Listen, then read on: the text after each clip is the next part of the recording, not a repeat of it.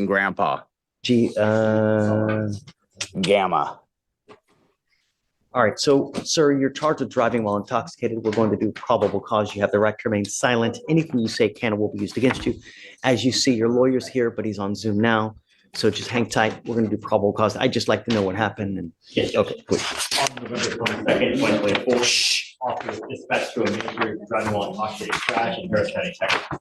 On arrival, the officer made contact with the complainant. She stated she was driving north on Main Street when the defendant crashed into her after running a stop sign, thereby pushing her car into an electric pole and forced the complainant to be transferred to the hospital for treatment. The defendant admitted to drinking prior to operating her vehicle, and the officer noticed the defendant with red glassy eyes, unsteady movement, and proven alcoholic beverage. Standard filter writings were performed, HCN 6 out of 6, walking turn 2 out of 6, and 1 stand 2 out of 4.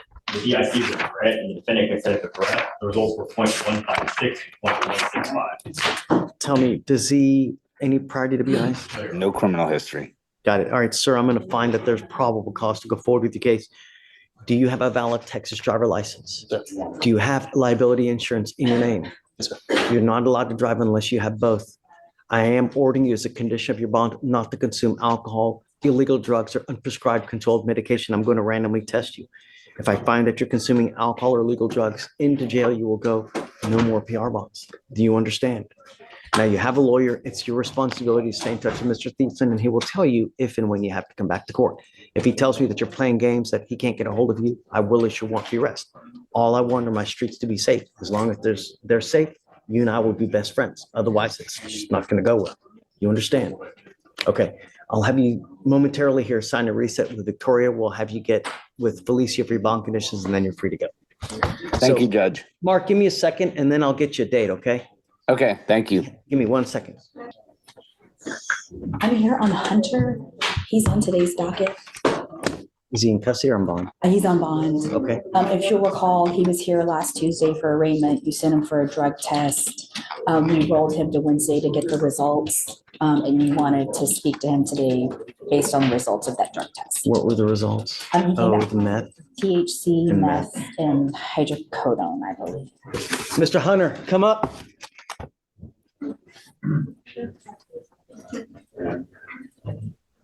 It was oxycodone, I'm sorry. It was one of the codones. And meth. I'm sorry? Yeah. Yes. No more.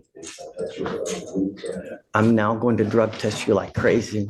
And the next time you test positive, I will keep you.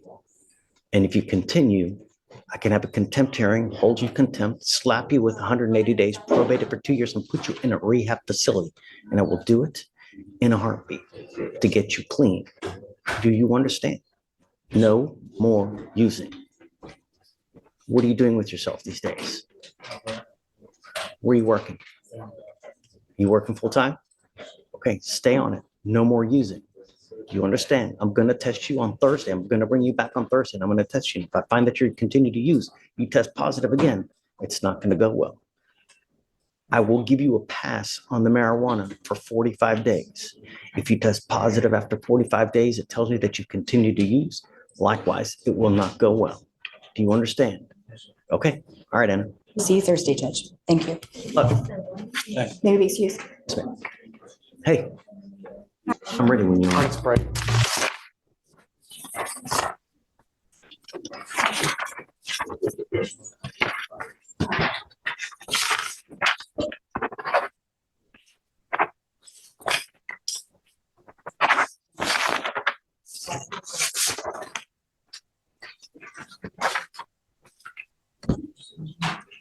All right, Mr. Sprague, you're charged with indecent exposure.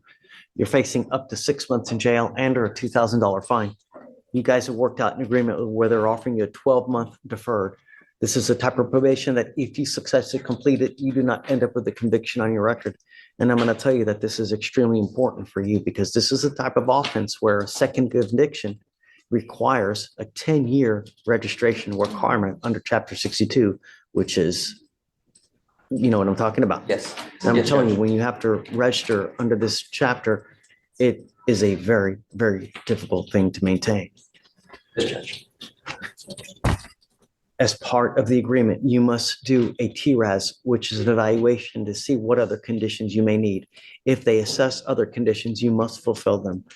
You will do no drugs, no alcohol, 10 hours of community service, $100 donation to the Houston Area Women's Center, and no harassing, threatening, or abusive contact with Samaya and Sarge.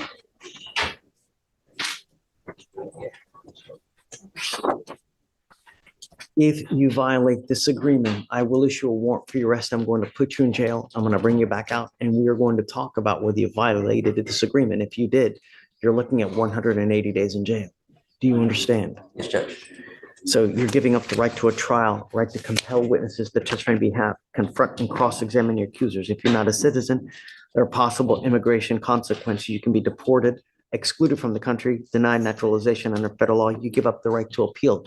Once you enter into this agreement, you are stuck with us until you complete it or unless you get revoked. The way that you behaved while you were on bond for this case is unacceptable.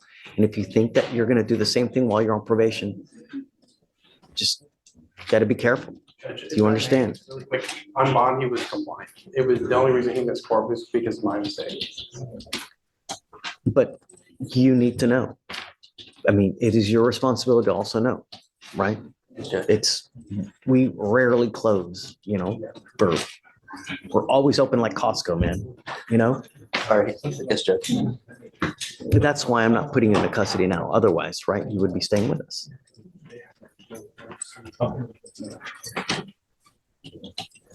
What do you do with yourself these days? Contract work, but since my boss is retiring, I'm actually looking for a steady income instead. So applying for everything.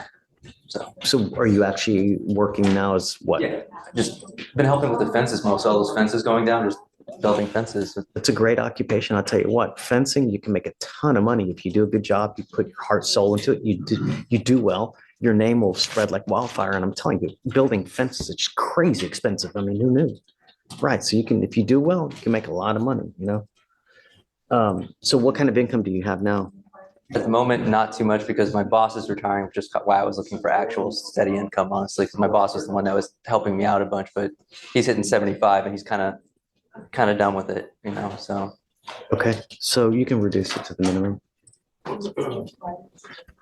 Okay, so how do you plead to this offense? Guilty or not guilty? Guilty. I will not find you guilty. I'll withhold that for 12 months. If you do well, if you get everything done quick, I'll take you off in half the time as a reward. We want you to do well. And if you do well, get everything done and you're nice to everybody, I'll take you off in half the time. All right? Okay, man. Good luck to you. Thank you, Judge. Thank you, Thomas. We had two issues on Mr. Barhona's case. Is he here? He's here. Come up, Mr. Barahona. We had the BVR, but looking at the whole case as well, even if he wins the BVR, he still has a case pending. We've worked out a deal on the case where we hope you would accept the plea deal. Yeah. Is it 30 days? Yes. I'd like to do that. The thing that you need to understand is from now on, you won't be with me anymore. You will be in felony court. No matter how old you are, no matter where you go, no matter what you're doing, the only thing that officers look at, they look at you, they smell you, and they look at your record. And if they see anything funky, all you're going to end up doing is in felony court. And if you thought it was bad here, wait till you get to felony court. It doesn't get easier. It only gets worse. And over there, they have a lot more resources than I do, and they can keep you for a long time. So if I were you, even if you've had a sip, I wouldn't get into a car because you're taking a humongous risk and it's not worth it. You understand? I understand. The agreement that you guys have worked out is 30 days in jail. You worked out this agreement where, do your time, you get out. This is another proverbial slap on the wrist because it's not like you're doing that much time. But the problem is that you're young. I mean, what are you, 33 now, 35? 27. 27, and now you have 2 DUIs on your record. You're giving up the right to a trial, right to compel witnesses to testify on your behalf, confront and cross-examine your accusers. Shh. If you're not a citizen, there are possible immigration consequences. You can be deported, excluded from the country, denied naturalization. You give up the right to appeal. Once you accept this agreement, there's no going back. Is this what you want to do? Yes, You plead to the office. Okay. guilty. I'll find you guilty. He sends you to 30 days in jail. How much credit does he have? It's 4 days credit. So is he gonna go in now? Judge, I would request you allow him to turn himself in before 6. Okay, I'm okay with Would it. you do that? Okay. But don't use and don't show up late, because if you show up at 6:01, 6:05, they're not gonna take you. And we're gonna have a whole other set of issues. So just remember, don't get into a car. It's not hard, you know? Yeah. An Uber, $20, $30, anywhere you want to go, man. No matter how, start using that. All right. All right. I'm going to suspend your license for a year. I have to suspend it. I'm going to do it for a year. Don't drive until you get a license. All right. And then Okay. we'll just have you turn in by 6 p.m. Judge, so he'll turn himself in by 6. The second thing is, would you consider waiving the Supermax fine? I'm appointed on his case. I get it, but I mean, it's, how do we, Well, I think one of the options is if he's been appointed, he's been found indigent, so he should be found indigent for the purposes of that also. I continue to reward Mr. Barahona when he's continued to violate one way or the other. Well, it's not a reward, Judge. He's indigent. He's indigent. Judge, he qualifies. He's indigent. What do you do for a living? You work, you're a painter. I'm a painter. Yeah, how much money you make a month?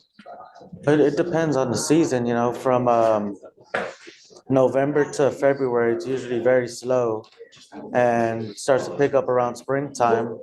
And I'm an independent contractor, so it just depends how that year goes for me.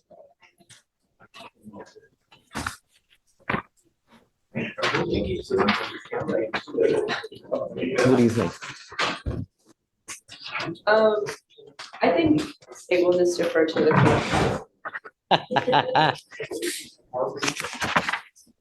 I'll tell you, Mr. Barahona, you're not gonna see me anymore. You pick up any new cases, you're gonna be up there. All right, I'll waive it. Okay, Appreciate that. all right, man. Good luck, Mr. Barahona. Thank you. Hold on. He has an enhancement. I don't think the enhancement changes the deal though, Judge. It might be just the prior DWI. That's it, not to make it 90.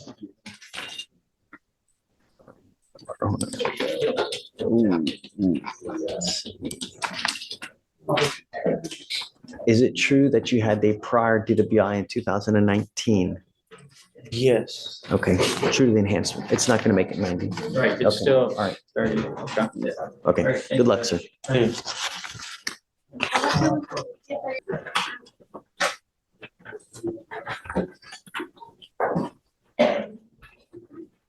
Mr. McAlpin, you're charged with criminal trespass. You're facing up to 6 months in jail and or a $2,000 fine. We are going to do probable cause. You have the right to remain silent. Anything you say can or will be used against you. You have the right to have an attorney present. If you cannot afford one, one will be appointed to you, sir.